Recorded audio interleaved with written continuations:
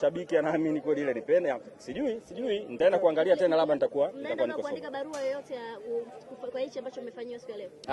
No, hapana. Hii mechi imeisha, tumepokea matokeo na sikubali kushindwa, si mshindani. Tuwapongeze pia Simba, walikuja kwa kuheshimu, wametupa game nzuri na licha ya kwamba jitihada zote zilizofanya hazikuzaa matunda. Kwa hiyo hatuwezi kulalamika kwenda kuandika na mabarua kwa ajili ya mechi, hapana.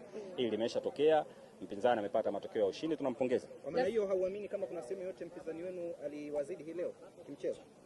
Sasa hiyo itakuwa ni kiufundi. Kama kuongea kiufundi, nadhani mwalimu anaweza kuongea vizuri zaidi.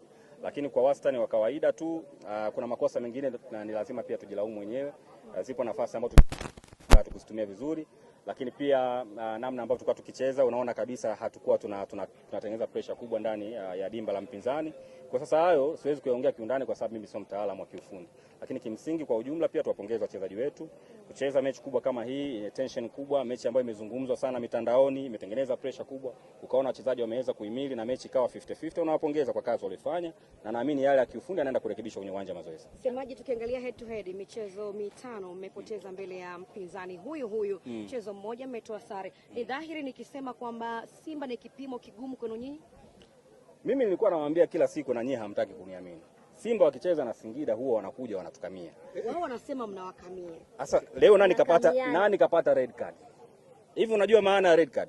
Ukipata red card tafsiri yake wewe umekamia, umekuja kucheza mchezo wa hovyo, umecheza rafu nyingi na rafu mbaya mpaka unapata red card. Kwa hiyo leo ile teknolojia pia imetusaidia kujua kile ambacho ninachokisema ndio huo ukweli. Hawa jamaa huwa wanatukamia. Wako tayari watuvunje miguu. Wapo tayari watutengenezee vilema kwenye timu yetu ili wapate matokeo ya ushindi. Ile red card haikuja kilele mama. Bila kukomaa na teknolojia. Bila kukomaa na teknolojia pengine red card isingetoka. Lakini tumepongeza benchi letu la ufundi limeenda kuomba review ya ile